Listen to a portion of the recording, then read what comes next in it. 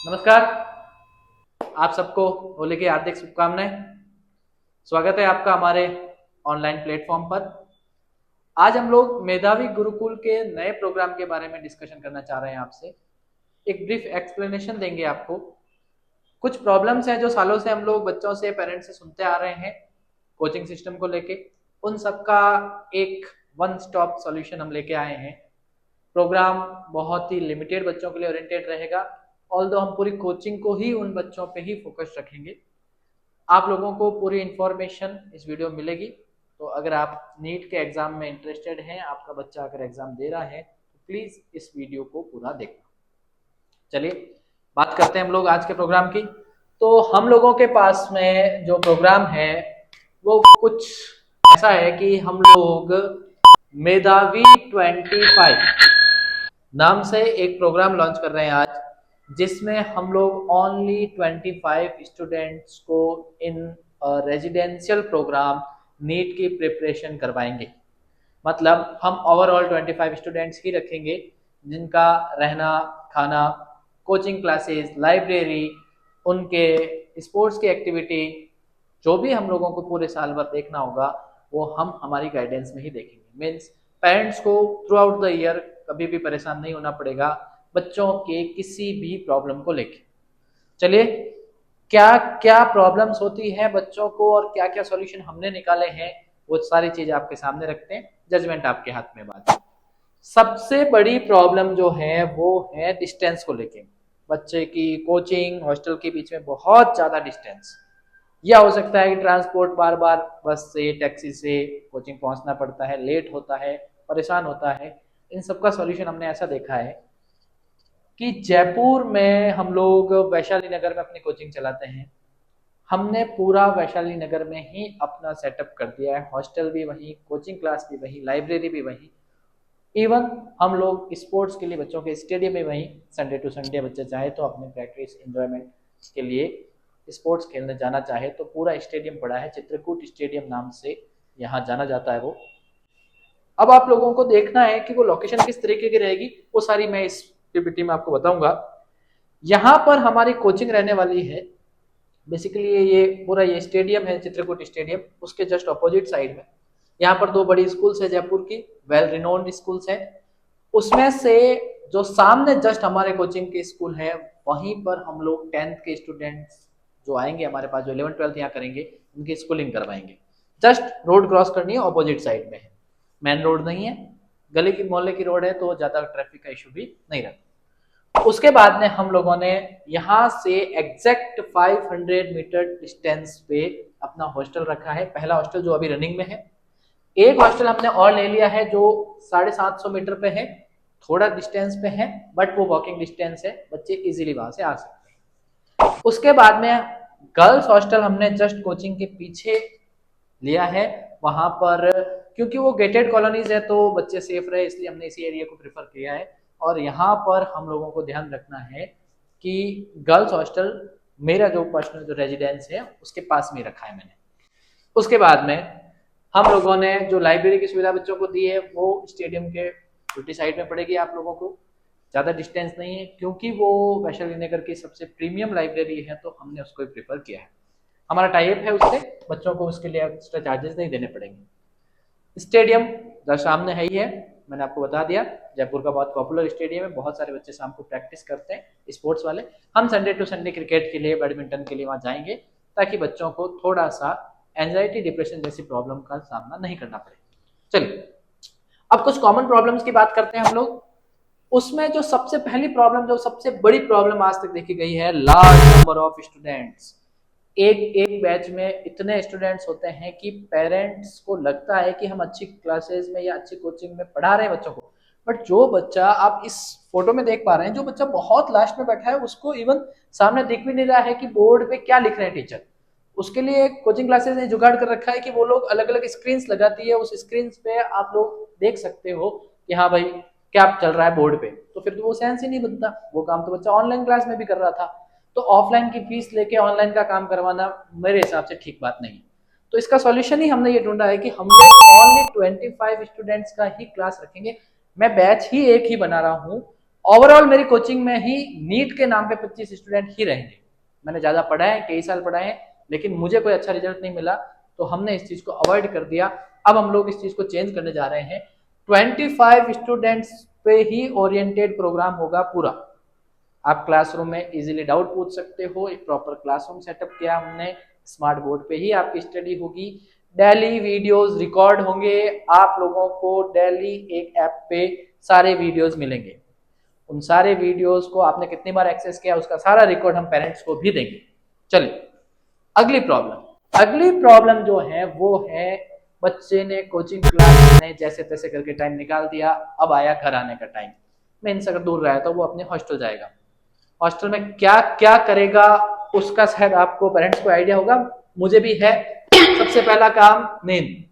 आया बच्चा, रेस्ट कर लिया, कोई पूछने वाला नहीं है, कोई वार्डन नहीं, कोई कहने वाला नहीं, आए रेस्ट कर लिए, 1 घंटे 2 घंटे आपने कॉल किया, बोला बस जस्ट रेस्ट करने अभी बैठा ही हूँ, अभी रेस्ट किया ही है, अभी उठा ही हूँ। बहाने तो कुछ भी बनाए जा सकते हैं। हमारे वहां पर एक बहुत बड़ी कहावत भी चलती है कि फोन सबसे बड़ा झूठ का घर है, तो फोन पे तो वैसे ही बच्चे झूठ ही बोलते हैं। उसके बाद में फोन, सोशल मीडिया का ट्रेंड है, बच्चे छोड़ते नहीं है सोशल मीडिया, तो बस मानता हूं कि कुछ हद तक सोशल मीडिया की जरूरत भी है, बट इसका मतलब ये नहीं है कि आप सोशल मीडिया का मिस यूज करना स्टार्ट कर दें। और जो बच्चे करते हैं थ्रू आउट द ईयर वो इंस्टाग्राम ही चलाते हैं, उनके मन में नीट की तैयारी करते करते कई बार मन में ये आ जाती है कि इंस्टाग्राम इन्फ्लुएंसर बन जाते हैं, तैयारी को साइड में रख लेते हैं। अगली चीज, गॉसिप करना तो बच्चों का फेवरेट काम है। तो बच्चे बैठ जाएंगे ग्रुप में, डिस्कशन करेंगे, बातें करेंगे, टाइम पास करेंगे। पढ़ाई नीट की चल रही है लेकिन डिस्कशन अपने जो भी वॉर वाली सिचुएशन बनी है उसके बारे में करते रहेंगे। जितना maximum to maximum time pass हो सकता है वो करेंगे, टाइम का भी पता नहीं चलता। साल के लास्ट में परेशान होते हैं कि अब क्या करें, तो वहाँ they do not have any option, तो हम लोगों को पहले ही एक्टिव होना पड़ता है। अब इनका सॉल्यूशन हमारे पास क्या है? हमने सॉल्यूशन इसका ये ढूंढ लिया है कि बच्चों को सिस्टमेटिक वे में ही हम लोग गाइड करेंगे आफ्टर कोचिंग ऑल्सो। ये पूरा प्रोग्राम मेरी गाइडेंस में रहेगा, हमारे स्टाफ की गाइडेंस में रहेगा, एक जगह भी बच्चा हमारी परमिशन के बिना नहीं जाएगा। अब देखिए, बच्चा आया घर पे क्लासेस के बाद में, सीधा लंच करेगा, लंच करने के बाद में लाइब्रेरी जाओ, लाइब्रेरी में अपना जो भी हम टास्क देंगे वो कंप्लीट करेगा। वहां भी टास्क चेक करने हम लोग कभी भी जा सकते हैं लाइब्रेरी के अंदर। उसके बाद में जब इवनिंग में वापस घर आएगा बच्चा, तो अपना खाना वाना खाया, उसके बाद उसके पास 2 ऑप्शन अभी और भी है, क्योंकि 10-11 बजे बच्चों का जनरली सोने का टाइम होता है, तो उससे पहले बच्चा क्या करे, हॉस्टल रूम में ही वहीं पर ही आउटसाइड में मैंने एक छोटा सा रूम मेरा भी बना रखा है, उसमें आपको डेली कोई न कोई फैकल्टी मिलेगी जो शाम को भी आपके डाउट क्लियर करवाएगी। कोचिंग टाइम में डाउट क्लियर होने हैं वो तो होने ही होने, वो जनरल प्रैक्टिस है, सब कोचिंग्स करवा रही है, बट हम एक्स्ट्रा क्या करने वाले हैं, शाम को भी टीचर्स यही मिलेंगे। नीट के बच्चों के लिए फिजिक्स बहुत टफ सब्जेक्ट पड़ता है, फिजिक्स के लिए 24 आवर्स में अवेलेबल रहूंगा। कभी भी ऐसा नहीं होगा बच्चों को डाउट आ रहा है और मैं बोलूंगा कल मिलूंगा, नहीं, उसी टाइम ही मिलूंगा वहीं पर ही। तो ये एक्चुअल हमारा फोटो है क्लासरूम का, हम लोग जब हॉस्टल में अभी 12 सीबीएसई बोर्ड के एग्जाम चल रहे थे उसी टाइम लिया गया ये। एक ऑप्शन और है, बच्चा अगर चाहे कि भाई मैं सेल्फ स्टडी करना चाहूँ तो कर सकते हैं, कोई दिक्कत नहीं है, कैमरा लगा हुआ है, पता मुझे सब रहेगा। ये सारी एक्टिविटीज सीसीटीवी सर्विलेंस में होने वाली है, तो आप लोगों को ये नहीं सोचना है कि इसमें क्या हो जाएगा, बच्चा वहां जाकर लापरवाही करेगा, नहीं कर सकता बच्चा। बच्चा कितनी देर बैठा, कब बाहर गया, कब वापस आया, सब हमारी सीसीटीवी सर्विलेंस में रहेगा। 45 डेज, ईच 45 डेज बाद हम जब भी पेरेंट्स को कांटेक्ट करेंगे तो हम उनके साथ में ये सारी सीसीटीवी फुटेज शेयर करेंगे। ये बहुत यूनिक और शायद बहुत टफ काम कर रहा हूँ, लोग इस चीज को अवॉइड करते हैं, बट नहीं, ट्रांसपेरेंसी होनी चाहिए एजुकेशन में, उसी के लिए हम ट्राई कर रहे हैं। आगे की बात, नेक्स्ट प्रॉब्लम जो हमारे पास में आती है वो आती है कि बच्चा through out year coaching classes में बहुत अच्छी रैंक ला रहा है, लेकिन जब फाइनल रिजल्ट आता है तो बच्चे की कंडीशन कुछ ऐसी होती है कि वो देख रहा है कि मेरे मार्क्स तो मैच ही नहीं कर रहे, मैं कहाँ था और यहाँ कहाँ आ गया।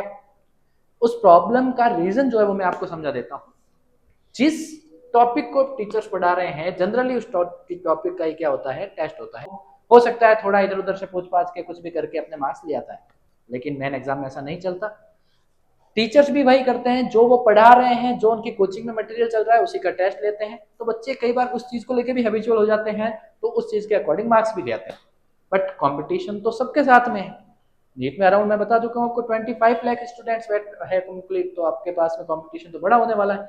उसका सॉल्यूशन हमने ये ढूंढा है कि हम लोग बच्चों को open to all coachings workbook रखेंगे। किसी भी कोचिंग की वर्कबुक बच्चा सॉल्व कर सकता है। इवन 3-4 कोचिंग्स की वर्कबुक तो हम प्रोवाइड करवाएंगे बच्चों को कि ये कोचिंग की भी आप लोग वर्कबुक्स करो। आपको ये नहीं लगना चाहिए कि हम इसी कोचिंग की करें, हमारी कोचिंग की करोगे वो तो करनी है, और भी कोचिंग की, और जो उन कोचिंग में टेस्ट होंगे वो आपको भी देने हैं। आफ्टर फैब हम लोग ऑनलाइन कोचिंग, हर कोचिंग अपना टेस्ट करवाती है, तो वो टेस्ट बच्चों को भी देने हैं। उनके सारे चार्जेस हम लोग देंगे।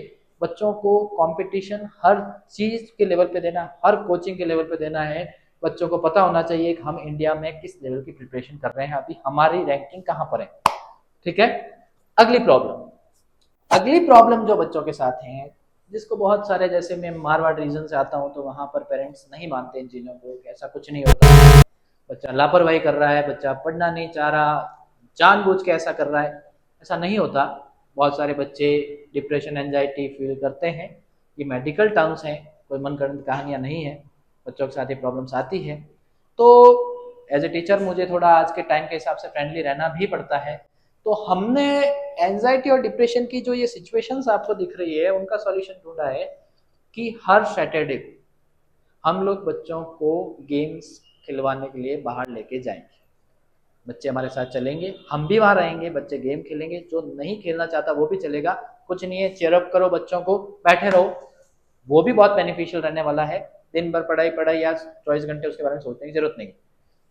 डेली आप लोगों को मॉर्निंग में एक योगा टीचर आएगा, वो आपको योग सिखाएगा, आपको बिल्कुल प्रॉपर ट्रेनिंग, ऐसे नहीं मन से कर लिया था, मैंने यूट्यूब से देखा थोड़ा बहुत ऐसे ही कर लिया, वो नहीं, प्रॉपर ट्रेनिंग में आपको half an hour 1 hour yoga करने हैं डेली। टीचर आएगा ऑल्दो आपके पास में कोचिंग में, और वो सब चीजें आपको समझाएगा, उसी की ट्रेनिंग में आपको काम करना है।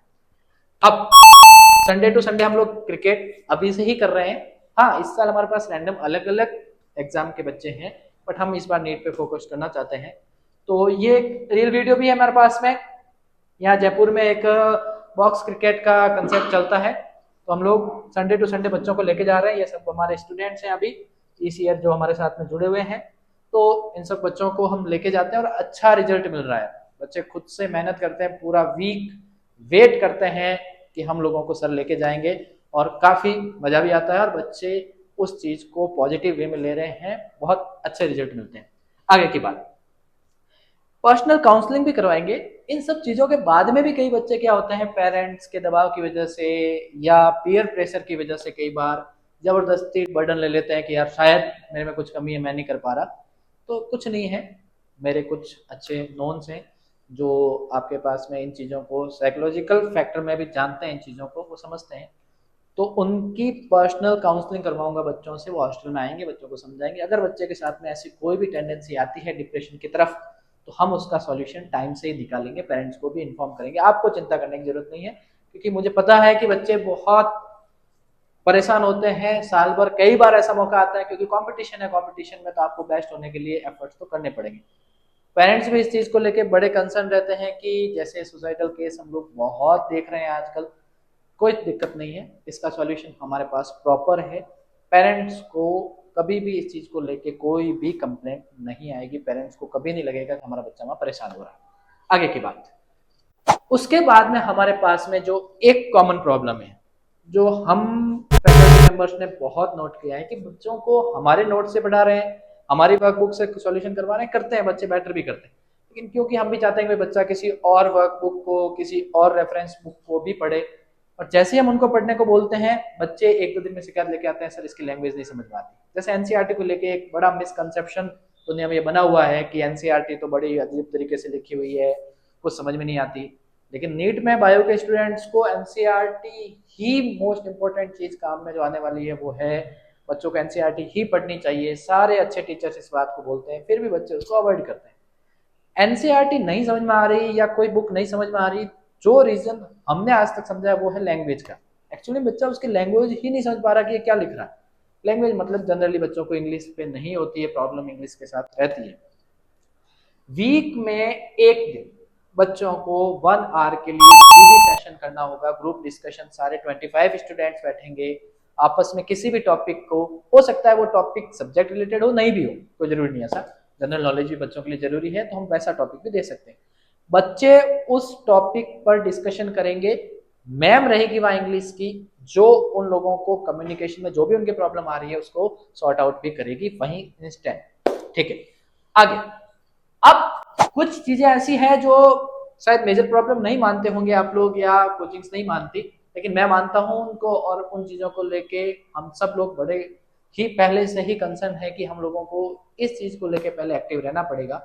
उसमें जो एक चीज है कि बच्चों को हॉस्टल में रख तो रहे हैं, फ्रेंड्स आ रहे हैं, फ्रेंड्स जा रहे हैं, कोचिंग में कौन आ रहा है, कोचिंग में कौन किसके साथ जा रहा है कोई पता नहीं, ऐसा नहीं है। हम लोगों ने इसका एक सिस्टम निकाल लिया है कि हर जगह बायोमेट्रिक रहेगा, तीनों हॉस्टल्स में, कोचिंग क्लासेज में, लाइब्रेरी में, हर जगह बायोमेट्रिक है। बच्चा कब एंटर हुआ, कब निकला, किसके साथ कौन आया, सब एंट्रीज हमको मिलेगी।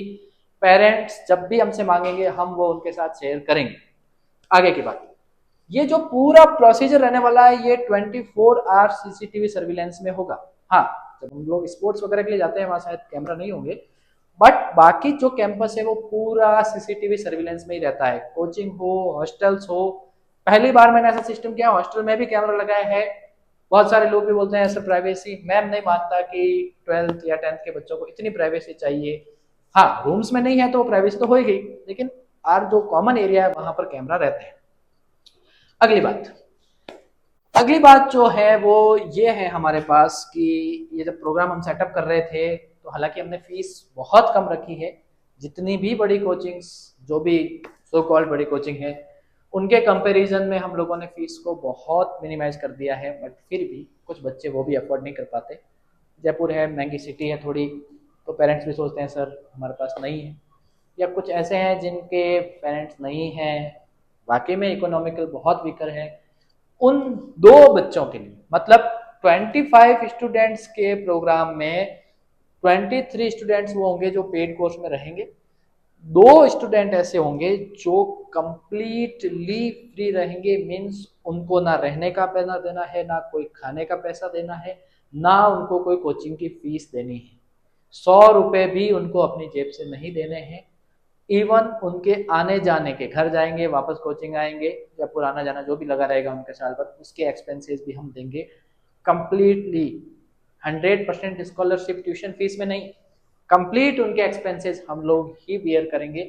बच्चों को उसके बारे में नहीं सोचना, ना ही पेरेंट्स को सोचना है, आप फ्री हो, बच्चों की गारंटी हमारी। हाँ, वो एक टेस्ट होगा, उसके बेसिस पे हम सिलेक्शन लेंगे, वो बात की बात है, जब मैं पेरेंट्स से मिलूंगा तब मैं बताऊंगा। आगे ये जो फॉर्मेशन होगा बैच का कैसे होगा, क्योंकि हमारे पास में अभी तक जब हम लोग आपको वीडियो के फॉर्मेट में ये बात बता रहे हैं उससे पहले भी हमारे पास में कम से कम 50 से ज्यादा क्वेरीज हैं, तो हम लोग इस चीज का जजमेंट कैसे बनाएंगे कि कौन 25 रहेंगे। तो स्टार्टिंग के 15 डेज स्टूडेंट्स को रहना, खाना, कोचिंग फ्री करनी है। बच्चा आया, 15 दिन हमारे पास रहेगा, पूरी कोचिंग करेगा।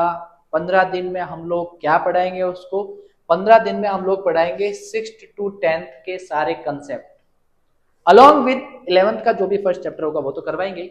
एक एक चीज हम वापस रिवाइज करवाएंगे। जैसे फिजिक्स में मैं ये सोचता हूँ कि बच्चों को बेसिक मैथ्स भी वापस पढ़ाएंगे, 11th-12th की मैथ्स नहीं, वो तो हम पढ़ाते ही, नीट वालों को पढ़ानी चाहिए, बट मैं तो 6th to 10th, क्योंकि बहुत सारे बच्चों को स्क्वायर्स याद नहीं, क्यूब याद नहीं, वो सारी चीजें याद करवाएंगे। उसके बाद हम लोग आगे बढ़ेंगे। आफ्टर 15 डेज हम लोग बच्चों का एक टेस्ट लेंगे, उस टेस्ट के बेसिस पे जो टॉप 25 होंगे उनको सेलेक्ट करेंगे। आगे की बात, इस बात में हम लोगों को ध्यान रखना है कि ये जो टेस्ट होने वाला है उसमें 2 कंडीशन, एक तो आपको टॉप 25 में रहना होगा, तभी आप इस बैच में जुड़ पाएंगे। क्योंकि मान लीजिए जो बच्चा 6 to 10th क्लास के कंसेप्ट को भी ढंग से नहीं समझ पा रहा है, उसके बेसिस पे कोई टेस्ट नहीं दे पा रहा, तो मुझे नहीं लगता कि उनके पेरेंट्स को फालतू पैसा वेस्ट करना चाहिए। बहुत ही ट्रांसपेरेंसी से काम करने वाले हम लोग, जो बच्चा नहीं हो सकता सेलेक्ट उसको आफ्टर 15 डेज ही हम लोग भेज देंगे। 15 डेज का आपका कोई पैसा लगा नहीं, इवन आप कहेंगे तो हम आने जाने का आपका किराया भी दे देंगे, वो भी हमारे ऊपर है। आप बच्चा नहीं है नीट के लिए तो ठीक है, कोई बात नहीं, उसको और किसी चीज की प्रिपरेशन करवाइए, हम झूठ बोल के आपका एडमिशन नहीं लेंगे। आगे की बात, उसमें भी एक कंडीशन के, मान लीजिए सर ऐसा नहीं हुआ, आपके पास 25 स्टूडेंट्स ही आए कंप्लीट, क्वेरीज तो होती है, बट जयपुर पहुंचे आपके पास 25, 20, 18, 15, फिर क्या करोगे सर? टेस्ट नहीं लोगे? फिर भी टेस्ट लूंगा। मिनिमम 40% मार्क्स आपको लाने पड़ेंगे। अगर 40% मार्क्स आप नहीं ला पाते हो टेस्ट में, तो भी आपको रिटर्न जाना पड़ेगा। हम एक वेटिंग लिस्ट रखेंगे, उस वेटिंग लिस्ट के बेसिस पे बच्चों को फिर बुला लेंगे हम लोग।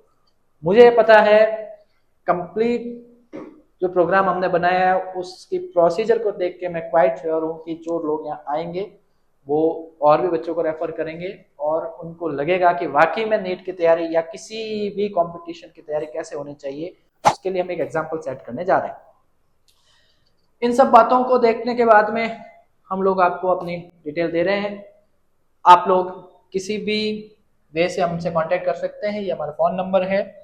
मेल आईडी भी आपके पास दे रखी है, हमारा इंस्टाग्राम आईडी भी है, यूट्यूब चैनल का भी मैंने आपको लिंक दे दिया है इसके अंदर। अब इन सब चीज़ों के बाद में आप लोगों के लिए जो इंटरेस्टिंग बात है वो ये है कि आप इन नंबर्स पे कॉल कीजिए, क्वेरी हमारे पास रहेगी, मैं पर्सनली उन पेरेंट्स और स्टूडेंट से मिलने आऊँगा। आप इंडिया के किसी भी कोने में हैं, आप कहीं पर भी हैं, आपको कहीं नहीं आना, कोई जयपुर आने की ज़रूरत नहीं है। आप कंफ्यूज्ड हैं कि बच्चों को कहाँ भेजें, कुछ नहीं, पहले मैं आपसे मिलूंगा, हम बैठ के ये म्यूचुअली डिसाइड करेंगे कि वाकई बच्चा एलिजिबल है, क्या हम लोग इतना एक्सपेंसेस दे सकते हैं। उसके बाद ही आप आइए। ज़बरदस्ती पेरेंट्स को बुलाना, फालतू परेशान करना, वैसा ना तो हम कोई मार्केटिंग वाला यहाँ काम कर रहे हैं, बहुत ही अलग तरीके से हम काम करना चाह रहे हैं। बहुत पेरेंट्स का हमारे ऊपर विश्वास है। 5-6 साल से मैं एक्टिवली नीट में हूँ और मैंने बहुत सारे बच्चों को नीट में सेलेक्ट करवाया है, हमारी फैकल्टीज़ ने करवाया है। इसलिए आप सबको ये प्रोग्राम देखने के बाद में वैसे ही कभी मन नहीं होगा कि हम लोग भाई यहाँ से ड्रॉप आउट कर लेते हैं, हमको ये नहीं करना। लेकिन पहले आप लोगों को नहीं आना, पहले मैं आऊँगा, हम लोग डिस्कस करेंगे। आफ्टर दैट आप लोग, जब भी मैं आपको कॉल करूँगा तब आप जयपुर आना। अप्रैल मंथ में हम लोग ये बैच स्टार्ट करने वाले हैं। थ्रू आउट द अप्रैल हम लोग सिर्फ ये डेमो क्लासेज ही होती रहेगी, अलग अलग बच्चे आते जाएंगे जैसे जैसे। उसके बाद में 1 मई से हम लोग फाइनल बैच बना के हमारा जो भी होगा प्रोसीजर वो स्टार्ट करने वाले हैं। Thank you.